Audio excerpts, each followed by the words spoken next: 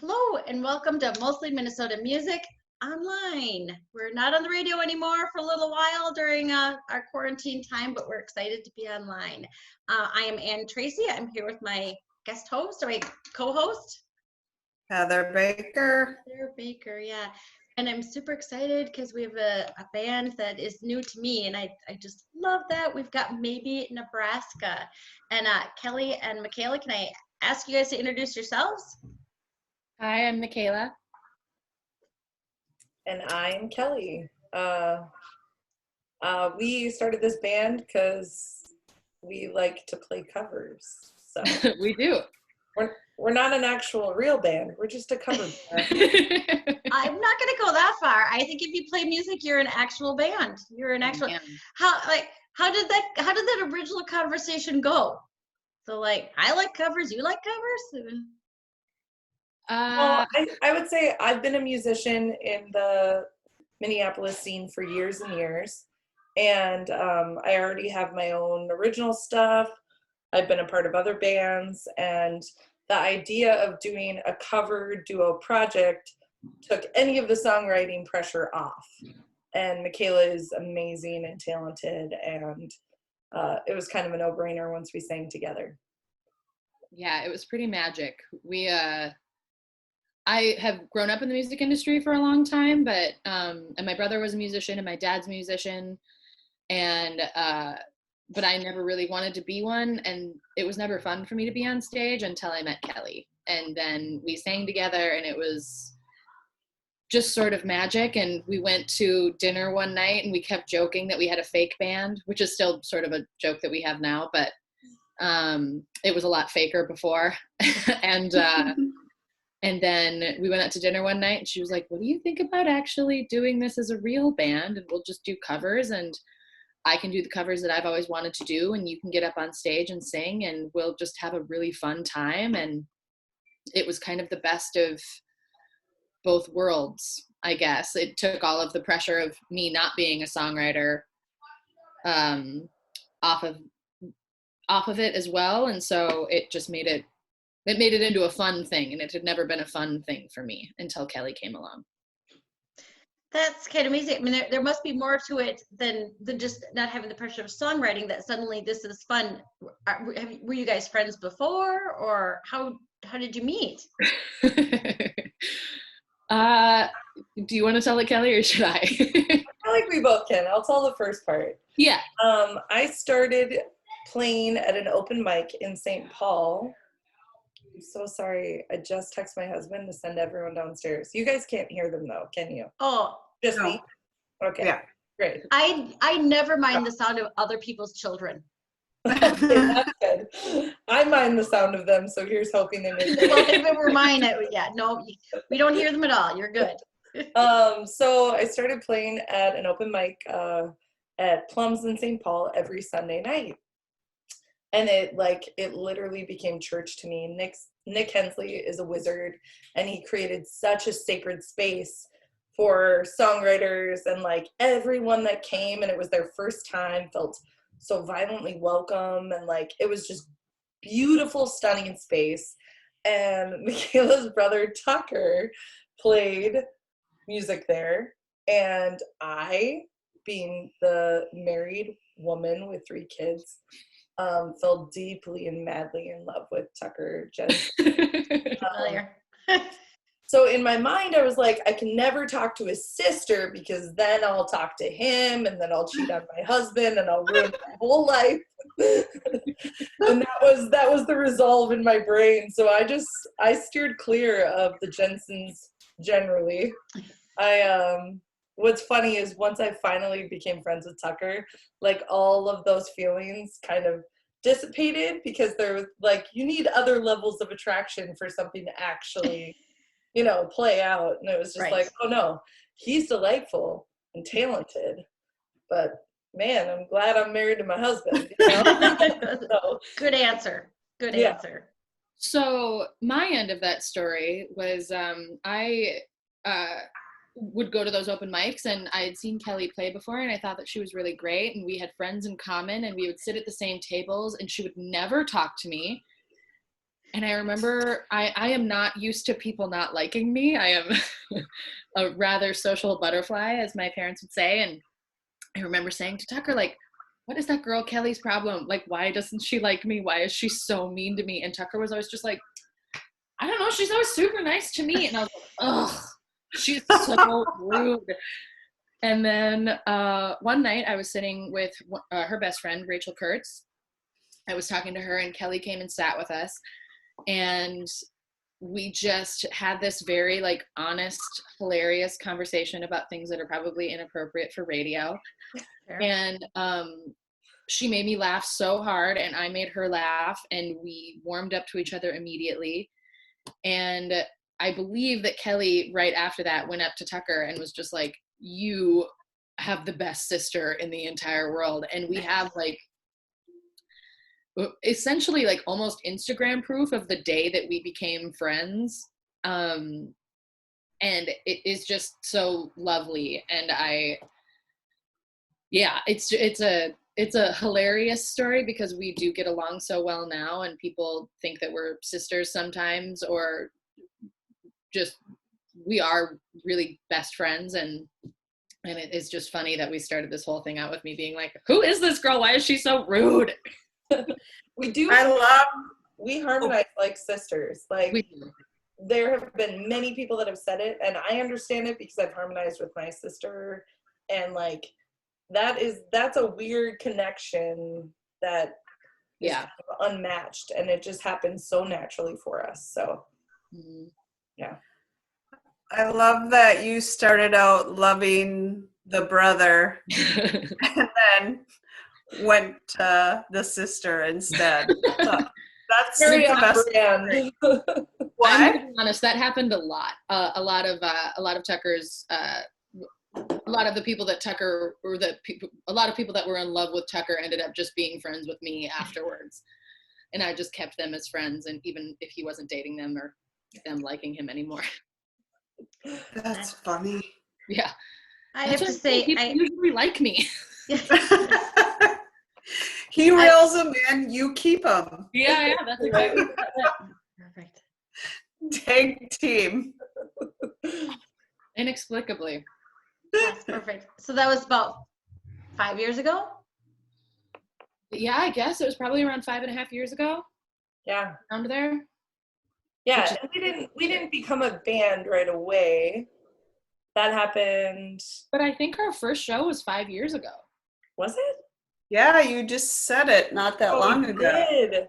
Yeah, so it was probably a few months, and then we ended up. Michaela reached out and asked if I would help her make a Christmas present for her mom. That's right. With these songs. And the moment we sang "You Are My Sunshine" together, I was just like, well, shit, we should probably just keep doing this and do it live. And what's so funny is Michaela is so talented and like had never sang for anyone. And I was I had, but I just didn't like it. It wasn't fun for me and I didn't do it actively. Yeah, so like she'd show up to open mics, but no one would ever get to hear her sing. It felt very disjointed, very confusing. And finally I was like, well, let's be a band. Yep. You didn't like it because you didn't want it to be just you, or you just had to meet Kelly? Well, so my dad is Mick Sterling, and so I've been around incredibly talented musicians my whole life, and I think I had this idea that if I was going to do it, it had to be at the level of my dad, you know, and wanting to be like in a band and having that be my whole job and having that be my whole goal. Everything. And it never was. Yeah, and it never was what I wanted to do, and so I had just put so much pressure on the entire idea of playing music on stage and singing on stage. I would say you also identified with a different tier of the music industry. Yes, absolutely. Yeah. Like kind of the back end or side end or however you look at that. I don't know what the terminology would be. Yeah, I was a backstage person. I worked for concert promoters and I'm a merch seller, and I was always kind of backstage or in production or something like that. And and really being on stage never super interested me. And the really fun part about this band too is that we love playing shows and we love singing together, but the main goal isn't like gigantic success, it is just, we just really like making people happy. Enjoyment. Yeah, like making ourselves happy, and we really enjoy playing shows and making people laugh and making people cheer and hear their favorite songs, and that's the really fun part for me with this whole band. Yeah, I learned at a pretty young age that I didn't want to approach music in terms of like my vocation, right? Like I didn't want to have making money attached to playing music. So like when I started when I was like 18, that was just never a motivation. Like I've never chased fame. It's not something I desire. And like I love to play for the sake of playing. And for that reason, I feel like maybe Nebraska is just like literally no stress, no pressure, often no rehearsal, if we're being honest. Wing it, yeah. So it was just, and like, there's not a lot of people you'll meet that want to do that. There's a lot of people that want to either, skyrocket or grow or build. There's a lot of people that want to stay in a garage forever and never play live. I think it's very rare that you find someone that just wants to like ride that wave of like one show a month until we're old and gray and it isn't fun anymore, Yeah. Then you'll do it every other month. Right, exactly. Yeah. And then we do it every other month from whatever home we're living in. Yeah. I just looked at my calendar today and we were supposed to start our residency at the 331 tomorrow night. Oh, Like, so sad. That is. Like we should just meet up for a physically distant beer on the port, or like I think we should. I'm in. We were supposed to have every Tuesday night in May at 331, who 331 is booked by one of our favorite people ever, Jason. And we were really excited. We had all these artists that we wanted to reach out to. And then when everything kind of went down, we were like, well, we'll just wait. And so it sucks. But again, I kind of love that it happened to us, I guess. Like that it wasn't this thing that we were desperate, like there wasn't a record release that we were putting together, or like it is the lowest of pressure bands for this to happen to in their like residency month, Yeah, totally. And I'm it's a weird way to say it, but like I'm really glad that it happened to us and not to some other band that had all these really grand plans. And another thing that I really enjoy about the residencies that we have had or the shows that we've had, like, I mean, if you think about it, like JS Ondera opened for us 2 years ago or whatever. What? Because we've been friends with Jay for years. Yeah. Oh, and I so love him.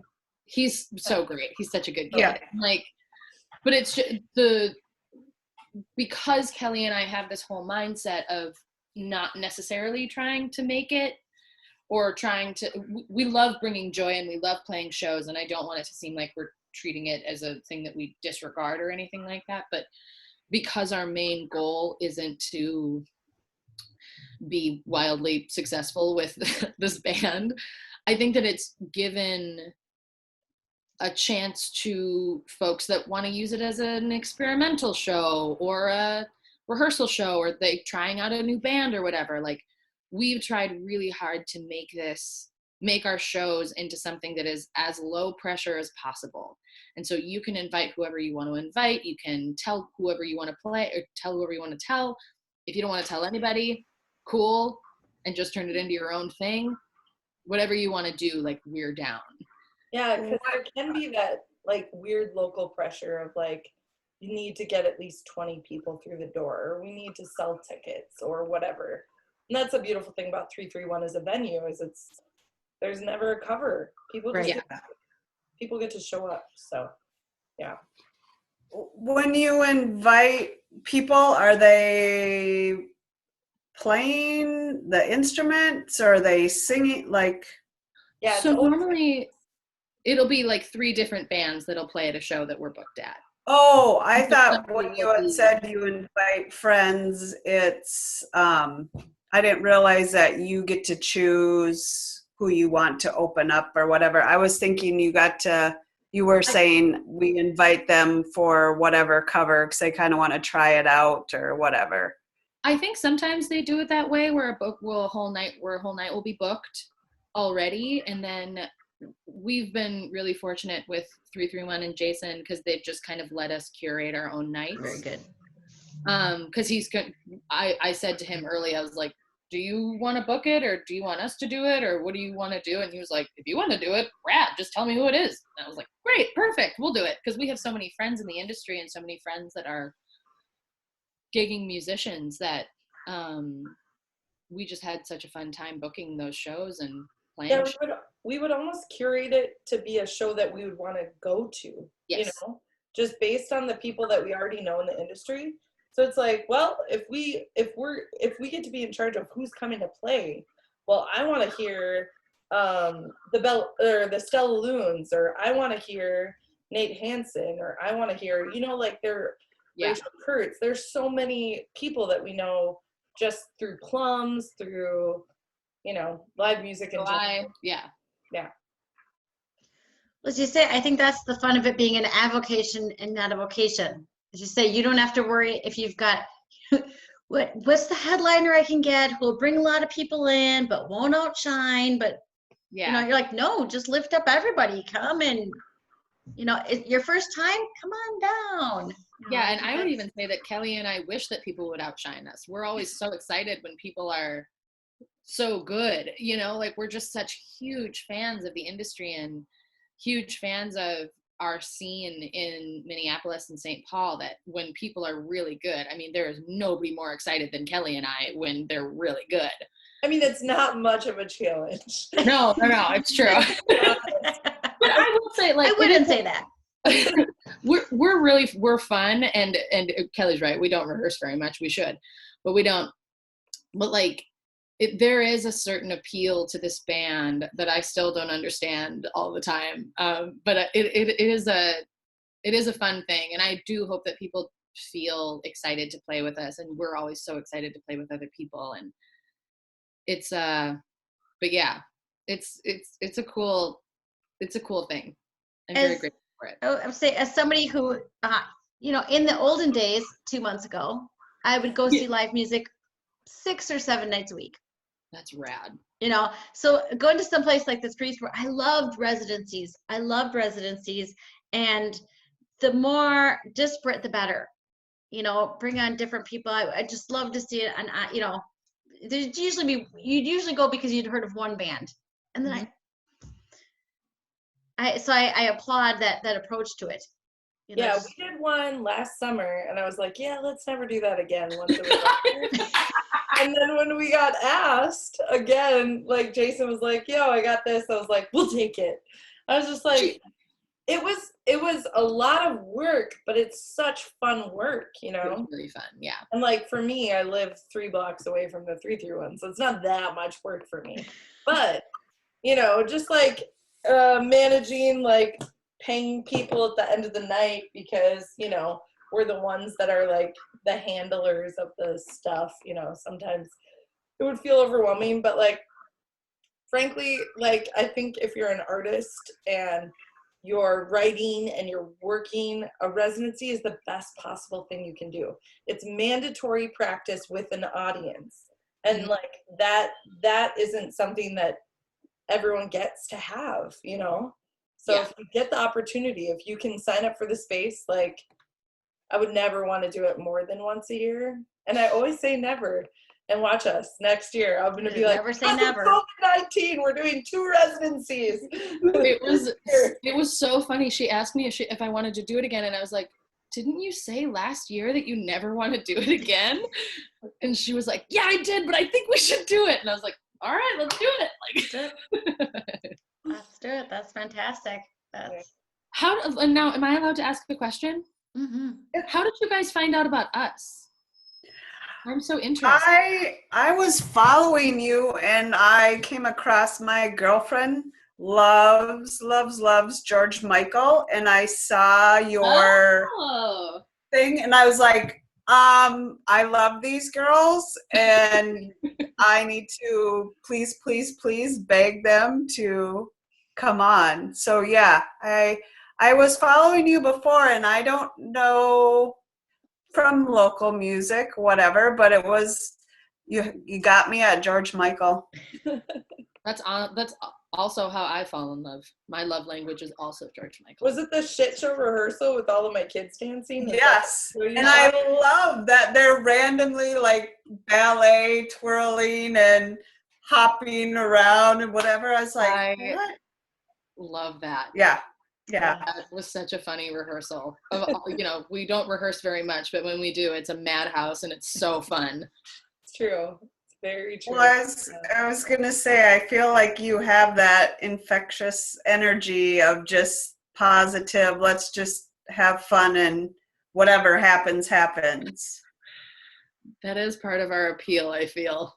Yeah, some people come to our shows not necessarily to watch us play the songs, but to experience the banter that happens between the songs. Yeah. And that's kind of how our little Instagram live during COVID-19 thing was born, because it's like, we're fun, we're funny, we're good conversationalists, and it was just like, let's just create a space that people that like to come to our shows can still show up even if we're not singing, Britney Spears or George Michael, Yeah. Remind us when and where. Thursdays, Instagram Live at 8 p.m. Yep. And I've been posting our faces onto magazine images, which has been really, really fun. People will be able to find it on our main page at 8 p.m. on Thursdays. Yeah, it is. The other thing that I really like about it too is I feel like Kelly and I are coming from very different, not incredibly different, but different points of view when it comes to quarantine and being self-isolated and stuff like that. Like, I live by myself and Kelly has 3 kids and a husband. And so we're going to be able to talk about the ways that we're trying to take care of ourselves in very different situations. And I kind of dig that. Like, it's not, it's not the most different, but it's different enough. And so hopefully people can, if they're looking for something funny to watch or tips or whatever, we're very honest about how we feel, and neither of us really holds back on embarrassing or gross shit. And so it makes it extra truthful, I feel, which these weird times is kind of nice and refreshing, I feel. This Thursday will be interesting because I'm pretty sure we're going to make sugar masks live and then proceed to adhere them to our faces. So I bet we'll also do robes. Sorry, you're gonna make what? Sugar masks? I guess there's like a mixture. Michaela's the expert on this. I do not know. So I'm not the expert on it, but there's ways that you can make like homemade face masks. And so we're going to make like homemade face masks and then put them on and talk about the other things that we've been doing to be nice to ourselves while being in our homes almost all day, every day. Almost all day, every day. I'm going to have to check that out. That's yeah. It'll at least be ridiculous. At the very if not informative, insane. Does your radio show have an Instagram account? I was trying to find it to tag accordingly. No, I need to do that. Okay. That's gonna be on Heather. You know what's funny is that for my day job, I tried to do social media, but Instagram is when I'm like, I'll kind of do it. Yeah. My day job is literally being in music publishing, and I'm still just like, well, I don't know, we could do something later. Thank you. That's funny. Yeah. Go ahead. No, I was gonna say no. Yeah. We will post this on the website. Yeah. How long have you guys had this radio show for? Now it's my interview. There you go. 2 years. Cool. 2 years. Yeah. Yeah, it's funny. It's something I have written music reviews for many years. And it's nothing I ever thought I would want to do. I have I have two daughters actually who go to school in Manitoba, and one of them has a radio show. And so 2.5 years ago, I went to go visit her, and she talked me into being on her show. And I said, well, that was fun. And then I came home and had this opportunity to be in WMCN, which is at McAllister College, came up, and Heather was game. So we've been doing it ever since. It's been fun. So That's awesome. so cool. Yeah, Yeah. I love it. Yeah. Kelly has 2 podcasts with her family. Just one. My Just one husband- podcast, yeah. and then her husband has a podcast with their kids. Yeah. Okay, so let's hear about What that. is it called? What is it called and what is it about? So the one my husband and I do, it's called The Kids Aren't Home. And it's because, like, in quarantine, my sister, who we've quarantined with, is taking our kids every Wednesday night so that we get a weekly date night. And then we sit downstairs and we have a conversation. Often they're themed, like we've talked about gender roles, we've talked about Tiger King, we've talked about 90 Day Fiance, pretty much how we're Nice. Getting through. And then he does one called Conversations with Kids, where he talks to our kids, mostly our son, just because they identify with each other in a special sort of way. But yeah, I don't know. It's been fun. It's interesting. It's something to do. That's funny. So I did a sort of a podcast with I have 3 kids as well.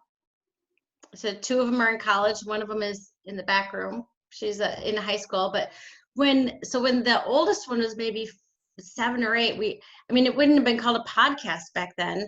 But we would do audio recordings of 10 questions about, and they had to pick a topic every week. It could be, they were 6 and 7. We want to do Blue Jays. And I'd say, all right, come up with 10 questions about, we're going to research them. And then that was kind of the podcast. yeah, so fun. Yeah, it's fun to do. Really fun. And I will tell you right now, that kind of morphed. That moved it to 10questionsabout.com is our family blog, more or less. We moved to Ireland and it turned into more of a travel blog. But I have to tell you that these kids look at him on a, also now, for some reason, I'll look at the traffic and because it's part of what I do, I'll see it while I'm looking at traffic for a lot of different websites, and I'll know, like, oh, I guess those kids were getting lonely for Minnesota up in, But it's amazing to have for kids later. It's absolutely, they just love it. I'll walk into my daughter's bedroom and be hearing my husband and my voice, and like, she was like our first subscriber. She named the podcast. Yeah, I was gonna say on Instagram and was like, "What should we call it?" Nice. And like my middle Prudence was like, "The kids aren't home," because she's like not home. And I was like, "That's perfect." I'm excluded from this narrative, so I guess we should mention it. Exactly. That's kids. Yes. That's how does this. Yeah. And how old are they? I have 12, 11, and 10 next month. Ooh. Yeah, I have 3 under 3. It was a delightful adventure. Yes, I am familiar. If I had to do it again, I would do it the exact same way. I'm so glad I'm never gonna have to do it again. Well, and that's kind of the other thing with this band too, is that Kelly has, under normal circumstances, 2 jobs and 3 kids, and I work full time, and I work at First Avenue and for Live Nation and all sorts of folks, and we didn't want to have something that we had to spend a whole bunch of time doing. And we're really fortunate that we don't necessarily always have to rehearse because you don't. Conceited, but we're just good and we get each other well. And we also don't care about making mistakes. And it made it so that this was like such a fun little extra. Like, it was just this fun extra thing that she and I could do that was a reason to be on stage, a reason to make a little bit of extra money if we needed to, but it wasn't the biggest deal. A reason to like support our friends. And we both have this really great understanding of like this is what this band is, and it's very fortunate. It's really rad. It's super fun to have a avocation because it's the same for us. Yeah. No, we don't. Just something. This doesn't really align with my day job so much. I mean, and just having something fun to do that you really like doing and that other people enjoy watching is such a gift. It is. You gotta fill up that soul part of yourself, like it's important and it's valuable. And like for me as a parent, like modeling it for my kids, then like they've been able to come to a handful of our shows, like midday art of world shows, and like that, like I can't stress enough the importance of like showing your kids that you have a life apart from them. And there's so many layers. Yeah, I grew up because my dad was a professional musician, and so he played shows all the time, and I always saw my dad sing, and he looked like a rock star and walked around like a rock star, which was always interesting in elementary school when your dad shows up in tight pants and cowboy boots and funny. all the things that musicians wear. But I know that like once a year, he and his high school friends would get together and play songs that they just all sang together in high school. So they would do like My Father's Gun by Elton John, and just like all these other, who's the other one? Ride on the horses, baby. What is that song?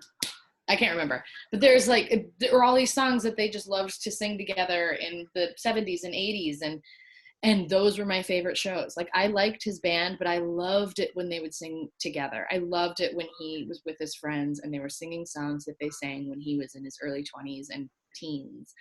And it was so fun for me to see him just have fun with his friends singing instead of it being a job.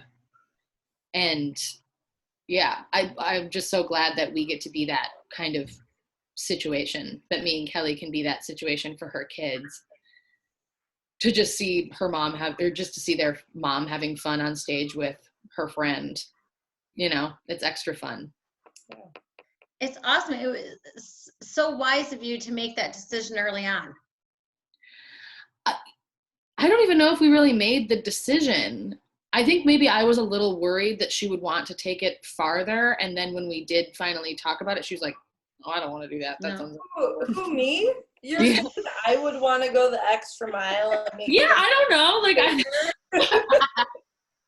No, that is 100%. I think we both Kelly's doing extra credit. We hadn't like discussed it really. And then when we finally did, it was so fun because we were on the exact same page of what we wanted it to be. And I think we're both open to like it growing, obviously. Absolutely, yeah. Growth we desire is for people to understand the level of commitment that we're willing to participate in, right? So if like people want to sign up for one show a month or for a weird weekly COVID-19 show on Instagram Live, we're here for it. Yes. You mean we don't have to go anywhere? Rad. I don't have to put pants on? Or a bra? That's amazing. This is the best. This is like full tilt, maybe Nebraska. Well, yeah, and it just this whole band, this just duo band thing that we've created. It all was so like serendipitous. Yeah, I think that's the word. Everything happened at the right time, and at our being comfortable with each other, at our being friends with each other. It was magical when we sang together for the first time, and that we are so in sync with what we want for the band and how much we love our community and how much we want to support them. It just worked out so well. And the naming of our band was also hilarious. I've been waiting to ask. Yes. So Kelly and I were at Moto I or Moto E. I don't know how to say it. I think it's Moto I, but run by JT, and he there's always kind of like a cast of characters there, lots of people wanting to show off how talented they are, and there are so many talented folks that go to that, and such a great networking opportunity for people. And JT is also hilarious. If you don't watch his Moto E posts when they exist, they're very, very funny. He has also figured out how to pivot and host an open mic during quarantine. Yes, it's a Zoom open mic on Tuesdays, and it's great. And yeah, he's such a supporter of the community, and nice. Anybody who's watching this should talk to JT and see if they can be a part of it, or at least go and watch, because there's so many talented people that are a part of it. But we were at this, we were there, we don't go very often, but we were there, and there was a guy there that was wearing a black veil, and he had like a Generation 2 iPod, which I hadn't seen in a really long time. And he hooked it up to JT's sound system, and then he just started screaming into the microphone, like emo 2006 screaming, like, whoa, like that kind of screaming. And Kelly and I were just watching like this, and one of us said this would only happen in Minneapolis, and then the other one said, or New York, and then I said, or LA. And I don't remember which one of us said it, but somebody goes, maybe Nebraska. And both of us looked at each other, we were like, band name. And that was the name of our fake band until it became the name of our real band. I love that. I love that. Yeah. He was wearing like a full brim sun hat under the black. Right, band. yeah. So yeah. like, I feel like that's important to note for the visual, is like it had a brim on it, and then the veil came down and down, and then his little electronic setup, and then the mic was like hidden under this veil, under this hat. It was amazing. And I love an people. old iPod, like that was the part that really like it wasn't the kind with the actual spinner, but it made the like spinning. Oh, when you turn. You know what I mean? I think it still had the 4 buttons on top. There's going to be a lot of younger people that are watching this going to be like, what are you talking about? Yeah. No idea. But we'll know. We'll know. But yeah, and it was so distinctive because he was so different from everybody else playing that open mic. Everybody else was doing something different, and that guy came in like gangbusters. It was great. Guns a-blazing. Guns a-blazing, veil over his face. It was rad. It was just this like very Minneapolis moment of like uptown Minneapolis, wildly unexpected, the things that I miss the most during this. I know, isn't it? It's just brings a tear. It really does. It really does. Yeah. We'll get back to it. But I love people. I love people, you know? Yes. Did he see that at the Goodwill and think this is going to be it? Or like, was he in his mom's closet saying, ooh? I have no idea. Maybe he's left with the veil and his mom said, I have something for you. He had a he put it on right before he performed. So he just looked like a normal guy up until the moment, and then he opened his bag with his iPod, his hat, and his lacy black situation. It was a whole thing. I feel like, that was his persona coming out. Yeah. Like that made him get his jam on. Cool. You guys have the best stories. Like, I want your lives. Your lives sound kind of fun here. Maybe not 3 kids under 3 right away. I don't know if I could handle that. Girl, same. Yeah. But when you have them that young so close, then they're all out of diapers around the same time. Yeah. They're all Playing with each other. A thing that's messed up in my brain is that I'm going to do like college or high school open house 3 summers in a row. Like, I'm going to be an expert by the end of it. Yeah. I've She's already Anyone will want decided. at the one. beginning of it. Are you kidding me? Kelly is the best mom in the entire world. She's so amazing. I've already decided I'm just like gonna be in a place financially where I can hire child girls to come in and do it all. Oh, they're so good. They They're are. so good. They are. Yes. Yeah. Yeah. And Yeah. then you have to, maybe you'll want to play at the end of the night and your kids will get on stage too. Do they play? Them is what we should do. Not really. My son is an incredible dancer. Oh, I did see that. Both of my daughters can sing, but I don't know that they like, like I had like a fire in me. So like my parents popped me into voice lessons for 7 years of my life. And there's not that drive that would cause me to be like, oh, you want this bad enough for me to pay for it on a weekly basis. And also with YouTube now, you're just like, frankly, if you want to learn how to play piano, you could fucking learn how to play piano with your little iPhone set up on the keyboard in the porch where we have a keyboard and there's guitars. Like, we definitely have created a space where, like, if you want to engage in creativity, like, you can. So we just, my husband and I just sat on the deck tonight and we were talking about like screen time, because with quarantine, there's just been like loosey-goosiness to it, and just like normally there was just the structure of being at school, but now they finish school so much earlier because they're like, I got my work done. And I'm just like, well, shit, it's only 15. Normally I would have 4 more hours. So anyways, I have this great situation with internet called an Orbi. So I control the Wi-Fi in our house. So I can turn off their Wi-Fi whenever the hell I feel like it. And Kelly told me about this the other day, and I was like, you are a benevolent God, and maybe you're not. No, they hate me, but we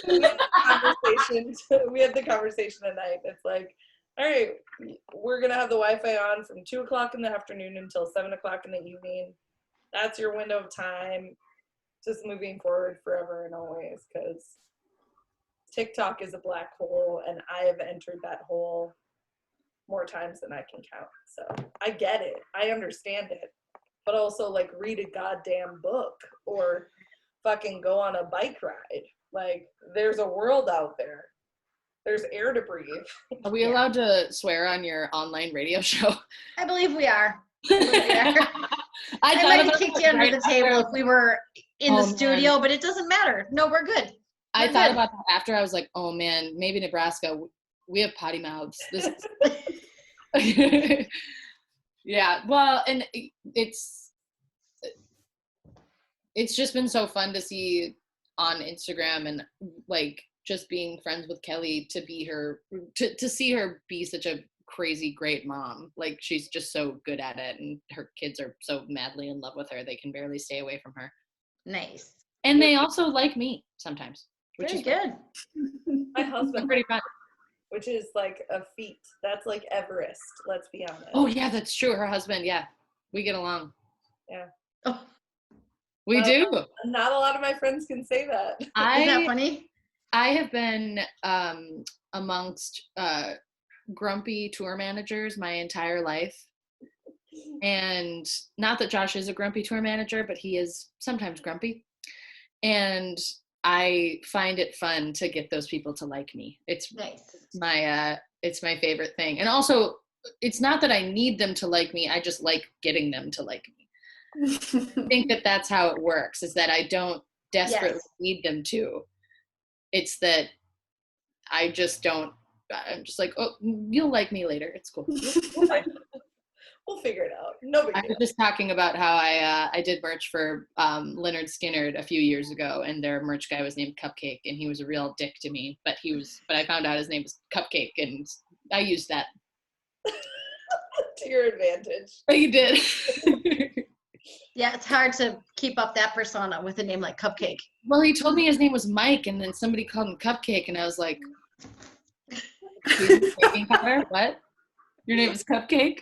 Tell me more. And then I think he'd like, I don't know. There's something about men like that they like to be made fun of. an interesting thing. Truly. I could see that. I could, It's I don't know. This conversation has gotten weird, but it's true. Yeah, I was gonna say, I've spent my time working with a lot of engineers. I'm not even going there. So this is also stuff that we talk about during our shows. I think the last show that we had a heckler. Oh yeah. We did. It was in February. Yeah, same. Right around Valentine's Day, right? What's the venue? Hideaway. Hideaway Burger Bar. Yeah. Oh, okay. By the Astor. Oh Or- yeah. He desperately wanted to hear Jesse's Girl. Jesse's Girl? Yeah. Ooh, Okay. Rick Springfield. I know. I would totally put it in our repertoire, but he ruined it for us now. I was gonna say, Yeah. Now we have to learn You're 8, like, 6, 7, 5, 6, 8, 9. never! Yeah, he kept yelling Jesse's Girl, and I kept saying we don't know that song. And then he kept trying to touch me, and then I yelled at him. oh yeah, that's But it was really like people were like, "You handled him so well," and I was like, "I don't care about that guy. that's good. What am I gonna hurt his feelings? I don't." Yeah, there were Not a chance. women at his table that were mortified, that like were desperately trying to shut him down. And They I was were. like, thank you. You're not doing a substantial enough job, so we're just gonna do it for you because we Shut got it the down. microphones.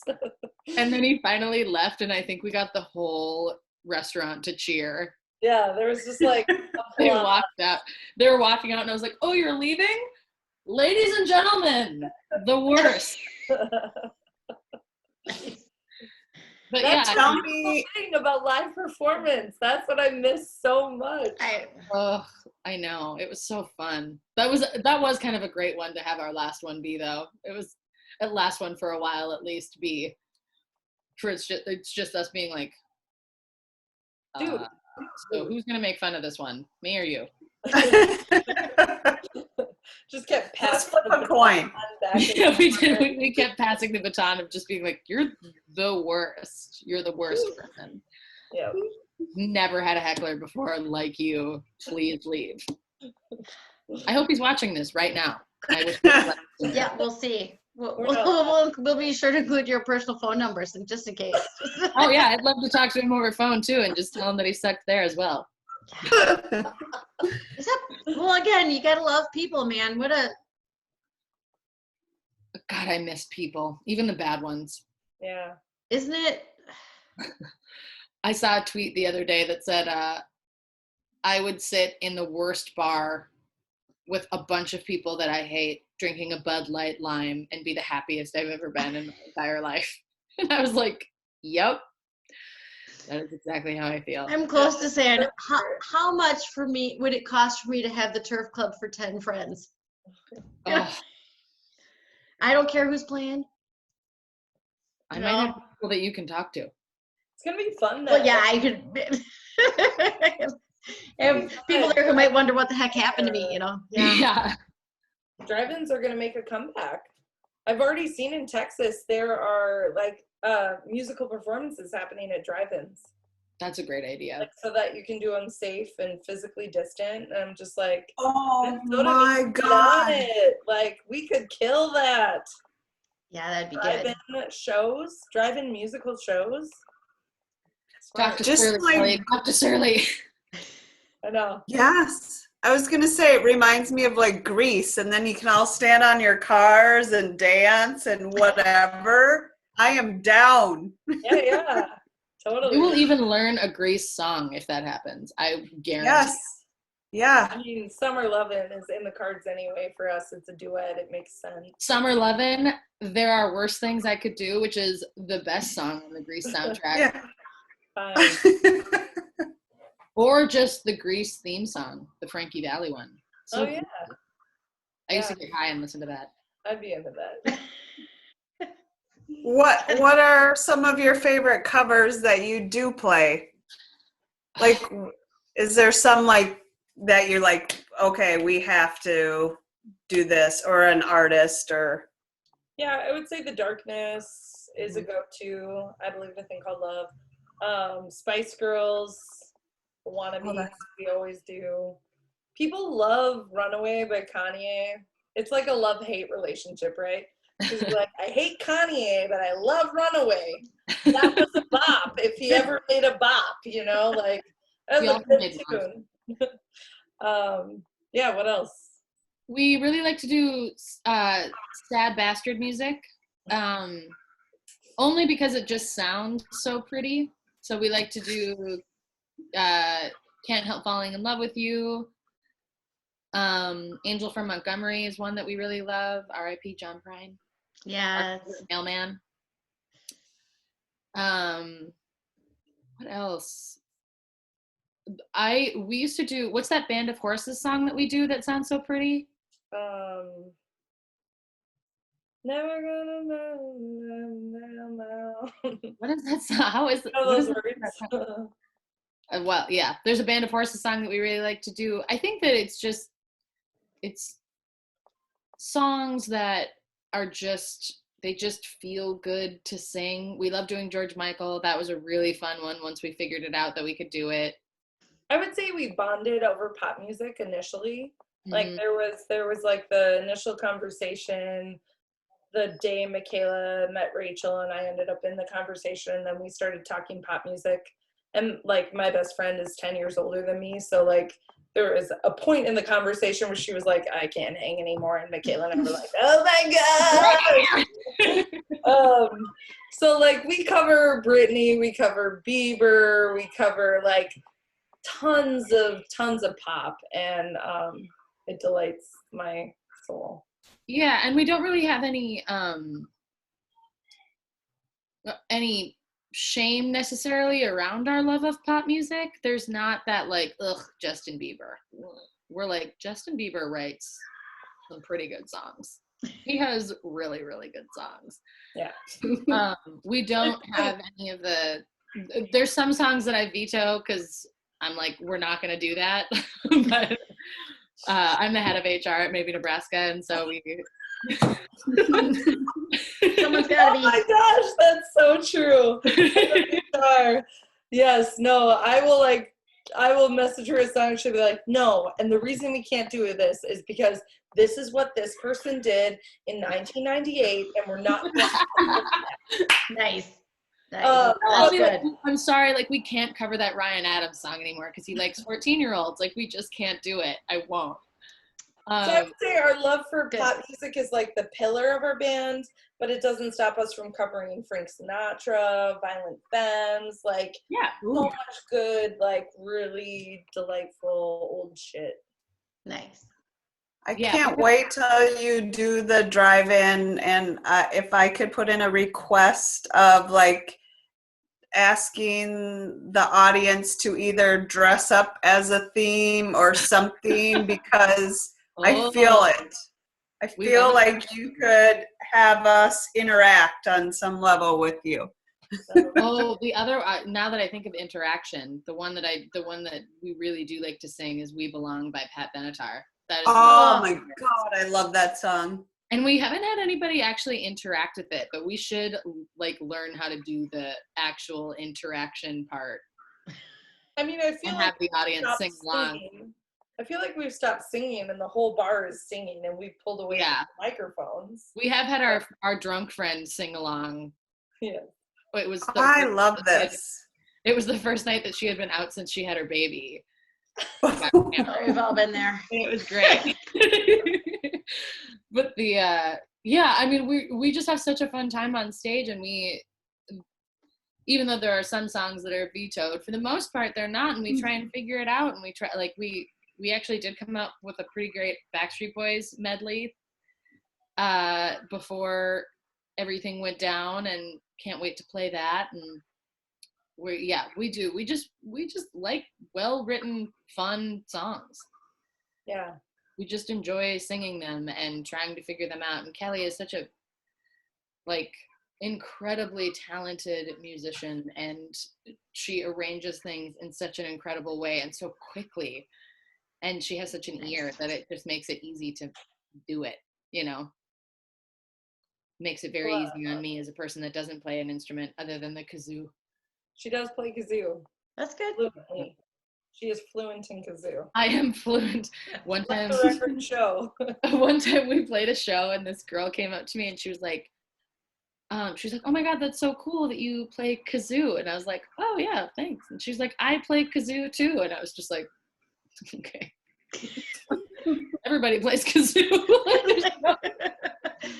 Bond formed. That's- That's funny. I play it because it requires no extra talent. Like it doesn't. I couldn't keep up with this. We did. My dad had a show at the Dakota. He and his friend Peter Girton played a show together, and he invited my brother to play a few songs. Then he invited Kelly and I to play a few songs. My friend called it the Jensen, or what did he call it? The Sterling Jensen Variety Hour. And I told that kazoo story at the Dakota, and it has never landed so well because it was at the Dakota, and it was just a bunch of people that like got how much you don't need any kind of talent to play the kazoo. Nice. It was very funny. Nice. Nice. You're like, and my job is done here. And I've made it. Yeah, and Kelly and I were playing the Dakota, and we were like, this Yeah, is already. That's this is actually bigger than we planned. That's one of those, Lord, if you're going to take me in the next 2 weeks. Yeah, I it was was very like- bizarre. Don't they know we're pretend? Yeah, exactly. Yeah, Don't they yeah. know we're just. We were like, I don't know if this is a good idea. Like, they don't. I feel like this is the wrong. You should have somebody else play. My dad was like, no, why would I do that? And I was like, oh. Oh, we killed it though, man. But it was so There are fun. videos People on really that. enjoyed it, and it is that thing about this band that I do think that it is because Kelly and I don't come at it with this extra serious mindset and usually during the show or like in the beginning of the show we'll introduce it and I'll say, we're maybe Nebraska, we make mistakes, please don't feel embarrassed for us because we don't feel embarrassed for us, and please laugh along at us or with us or whatever. Like we're not worried about it, so please don't be worried about it for us because we're not. Because I think that is the thing that people get. Sometimes I think people get nervous when people have made mistakes, that they like get nervous for the person, and I never want somebody to be nervous for us because we don't care. I think that's amazing modeling for life. Yeah. Oh, thank you. I mean, the long story short, I found myself administering a Zoom conversation of about 80 people for the Women's March, because the event had been canceled because of coronavirus with a 2-day notice. I was not part of the original plan at all. Right. Like, hey, do you think you could? And you just have to start and say, isn't it fun to all be doing something new? Yes. Yeah. There are no mistakes in the new world. There are no mistakes in I just think it's the best modeling in the world. And so often we take ourselves too seriously. Yeah, and I think showing up is such a massive part of it. If you're willing to show up, like everything that you find on the other side of that is such a gift, And so many people are, unwilling or incapable of showing up, so they never get to that gift.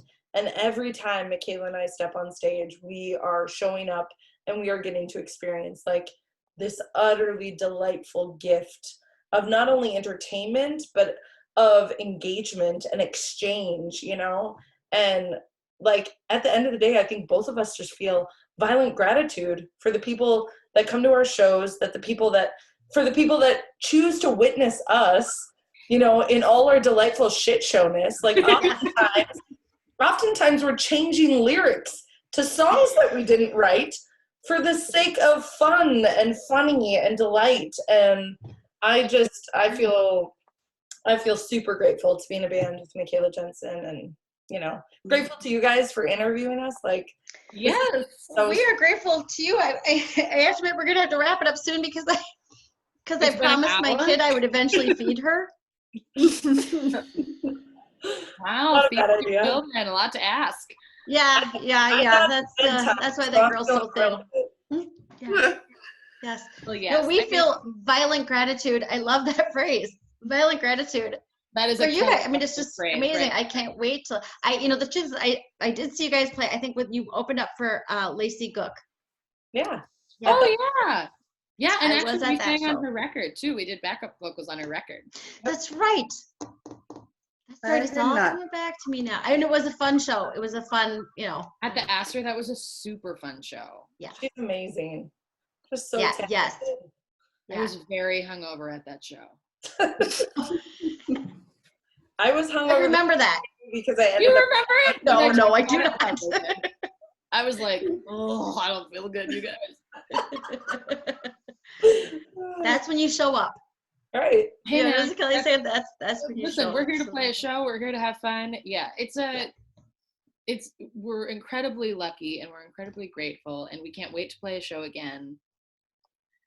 But I do think that mostly, we talked about this whole residency thing and before, when it was May 4th as the end of shelter in place. Now it's May 18th, but when we were talking about it, I was like, listen, if we need to put together a show, we'll put together a show in a day.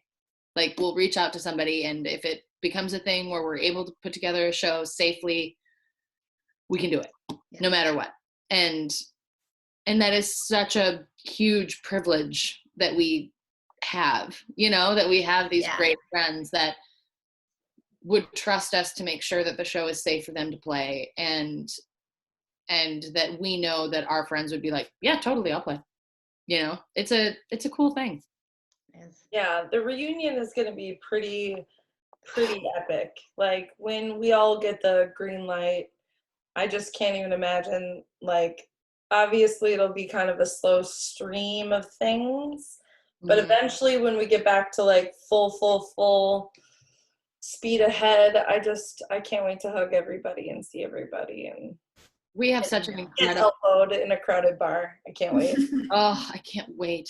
We have such an incredible music community in Minneapolis and in St. Paul, and there are places to donate. First Avenue has this whole has a whole website for it, which I can't remember the name of it right now, but go to First Avenue. I will add the link when I post this. Yeah, and like donate to concert workers because they're out of work, and there are service industry workers that Kelly will know where to donate to. And Kelly and I last week, when we were doing our quarantine in the kitchen kind of thing, we talked about the restaurants that we've been ordering from, and to tip the people that you go and order from when you're doing pickup or doing delivery or whatever. Tip extra if you have the means. And it is, we have all of these artists and people that are working really, really hard, and all we want to do is support our community. Yeah. Well, and we want that community there when we're free again. And there's a real divide now. It's funny, I've talked with friends about this, is that, truthfully, I'm busier work-wise than I was 3 months ago because of the nature of the work that I do. And there are those of us who really haven't been touched in terms of our income, and we have nowhere to spend the money. And then we know a lot of people, so it's time to invest in our friends and the people that we know and the culture that we enjoy. And we're so lucky to have such an incredible culture in Minneapolis and St. Paul and surrounding areas. And I've worked in concerts for a really long time, and people spend their money on concerts. They want to spend money on live music, and the fact that they're not able to right now. So many people are doing Facebook concerts and Instagram concerts and Zoom concerts and whatever. And like, just, and like the drag community, like if you have a favorite drag queen, send them some money, Venmo them, give them money. They deserve your money. I just did drag queen bingo Saturday night. It was a fundraiser for through the Women's March for a homeless shelter where I work. So it was amazing. Rad. Yeah. Very cool. Yeah. So that's, yep. We have to take, they bring us joy all the time. We got to support it, or we're going to, a world without music. Ugh. It sucks, man. It's not fun. We're living in Footloose, and nobody's that cute, Nobody's No, Kevin. I was just gonna say if I could fit in the jeans she could fit into, I don't think any of us can fit into the jeans. That's because them days is gone, Jockster. I'll tell you that right now. All right. Well, I'm gonna remind us, and tell people where they can find you on the Thursday Instagrams. At Maybe Nebraska. We're on Facebook. We're on Instagram, and yeah, we had a pretty good turnout last week. It was our first week. This week we're talking self-care. We're gonna make masks, potentially Sugar masks. tutorial, like sugar masks. Potentially be like, hey, you have all this shit in your kitchen. Just do it with us. It'll be fun and ugly. Yeah, we'll get to see stuff melting off of our faces and being messy, and probably us making jokes about that. And we love improvisation, so who knows? I'm gonna grab my ukulele and write a song about a sugar face mask that ruined my night. You know, who knows? Yeah. or at least your floor. Yeah, at the very least, the robe that she was wearing. Yes. I mean, my floor is ruined from the amount of whipped coffee that has been made in my kitchen during quarantine. Thank you, TikTok. Turns out what the kids like to do these days. I made that one time and it was gross. Ugh. But Kelly tells me that Lennon has to make it for me, her daughter. So Okay. anyways, if I come over for her quarantine thing, Lennon's going to make me some whipped coffee. Yes. Oh, that sounds very good. Very good. With that'll be the following week. Mug. Following week. Perfect. Perfect.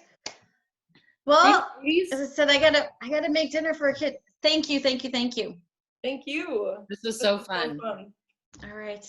All right. Maybe Nebraska. We can't wait till we can see you live, but until then, Thursdays, 8:00 on Instagram. Woohoo! Yay! All right. Thanks, Thank you. ladies. Have a good night. Thanks. You You too. too. Thank you.